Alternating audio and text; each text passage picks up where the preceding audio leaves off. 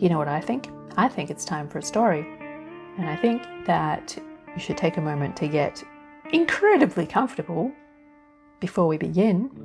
And while you're doing that, I will tell you that this podcast and these stories are supported by patrons. So if you enjoy them, if these stories feed you in some way and you would like to offer something back and become a patron, you can do that on patreon.com/Can I Tell You a Story.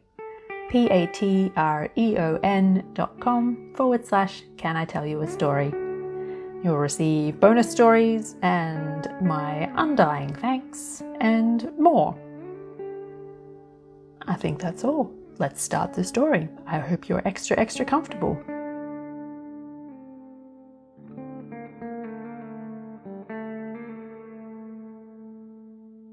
Elodie is 8 years and 7 months old, and she's been looking forward to today for 17 days, ever since she found out that today is Mrs. Daisy's birthday. She's going to sing happy birthday, and Mrs. Daisy will be so pleased she'll give Elodie a chocolate chip cookie from the jar on the kitchen mantelpiece. Elodie runs helter-skelter up the cracked concrete path, disturbing the soft moss growing in the shady damp around the edges. The steps up to the veranda creak under her feet, the house shifting like a sigh. The front door is ajar, but all the windows are dark. She yells into the dark through the gap in the doorway. "Mrs. Daisy?" She knocks on the red frosted glass beside the door, loud enough to rattle it, but still there is no answer. "Mrs. Daisy? Mrs. Daisy, I am here! Let's have an adventure!" She waits, fingers tracing the gnarled and twisted vine growing up the veranda post that's gotten so heavy it's making the roof sag. Elodie is pretty sure this house was sagging before it was even built. Elodie frowns. There's a wrongness to the silence. It sounds thick, like she's listening to the world through glue. "Mrs. Daisy?" Elodie gives the front door a push and it swings inwards. Her breath stops in her throat, her mouth open. Her mother's voice echoes unheard in her mind. "Elodie, you'll catch flies." For a long while she doesn't blink. The hallway is gone. The doors that lined the hallway, always kept closed, have gone. The worn floral carpet that led to the cheerful kitchen with a jar of chocolate chip cookies on the mantelpiece has gone. The gloomy oil painting of the weird man with the mustache that hung beside the front door has gone. Instead, the door opens into a tunnel of trees. It's eerily quiet, except for what sounds like distant rain filtering through the leaves. The stillness catches at her. "Mrs. Daisy?" Her voice sounds small in the gloom. "Well," she says to herself. Elodie swallows, sets her jaw, straightens her shoulders and steps over the threshold, her small hand holding the doorknob for support. As soon as both feet have landed on the forest floor, the door pulls itself from her grasp. It slams shut behind her and disappears, taking with it most of the light. Elodie jumps, but she doesn't scream. She turns in a slow circle, hands outstretched in case there's something to feel that her eyes can't see in the gloom. She's standing in the middle of a small clearing, and the door is definitely gone. Where it stood lies a bright red leaf. A lucky leaf, she decides, picking it up and putting it in her pocket. The only way out of the clearing seems to be forward, through the tunnel of trees, towards the soft sound of distant rain. But she doesn't go forward, not yet. Instead, Elodie waits for a while. Perhaps the door will come back, she thinks. It doesn't. "I'll count to 100 and then I'll start walking." At 37, Elodie gets bored with counting and sets off through the tunnel of trees, the leaves above her so dense she can't see any of the sky. The leaf litter crunches softly under her feet. The woods on either side are dark and thick with twisty roots and crowded branches, so there's nothing to do but walk forwards, which doesn't take very much concentration, and so the rest of her mind asks questions. Where is Miss Daisy? Why is there a forest in her house? Where did the door go? Will I ever find the way out? Where does this tunnel of trees go? What if I'm not home in time for tea? Elodie isn't much prone to worrying, but she starts to feel a small knot of fear growing in her belly like a fist. She clenches her own fists by her side and chants as she walks. Not scared, not scared, not scared, not scared. There's a flash of white off to the left. Elodie tenses and walks a little faster. Something is keeping pace with her through the trees. She thinks about turning back, but the door is gone. There's nothing to go back to except an empty clearing.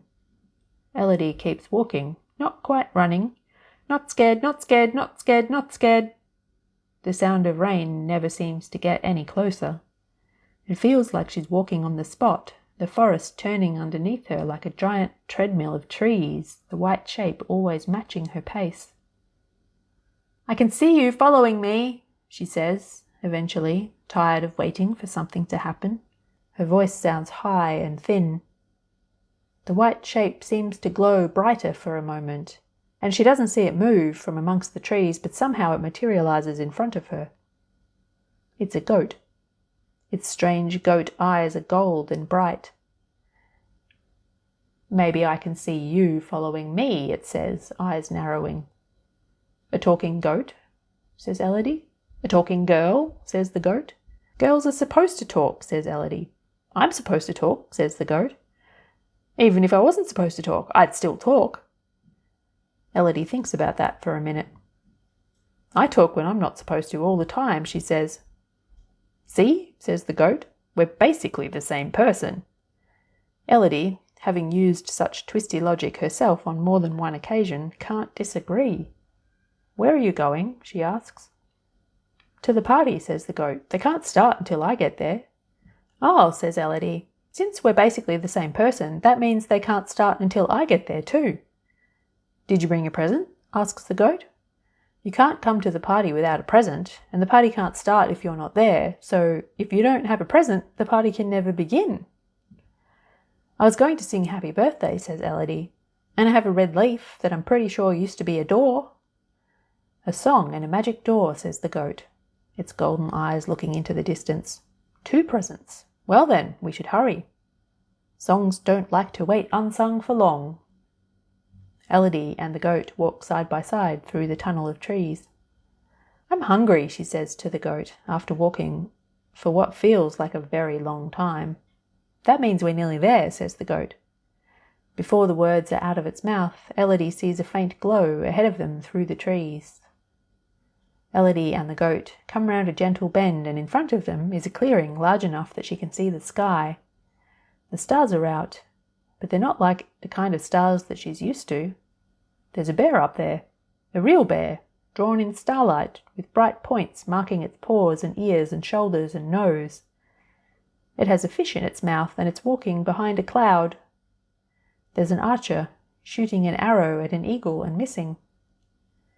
The goat stands carefully on Elodie's foot, and she closes her mouth and drags her attention away from the sky. She blinks. In the middle of the clearing is a house made of gingerbread? Her stomach growls. The glow she had seen between the trees is coming from a huge bonfire in front of the gingerbread house. The fire pops and cracks and sparks dance up into the sky. The bear reaches one huge paw to bat at a spark that is lodged in its fur. A collection of shadowy figures sit around the fire on low chairs toasting marshmallows on sticks. Some of them are wearing pointy hats. One of them looks very like the weird man with the mustache from the painting that hung by the disappeared front door, his face lit up in a happy grin by the firelight. A laugh explodes across the clearing. It's Mrs. Daisy, her marshmallow waving around her head like a drunk firefly. She doesn't seem to have noticed that it's on fire. Mrs. Daisy is a witch? Elodie says to the goat. Mrs. Daisy is the witch, says the goat. I want to be a witch when I grow up, she tells the goat. That's just as well, says the goat, walking towards the fire. It raises its voice to address the gathering. We're here now, it says, golden eyes reflecting the firelight. The party can begin.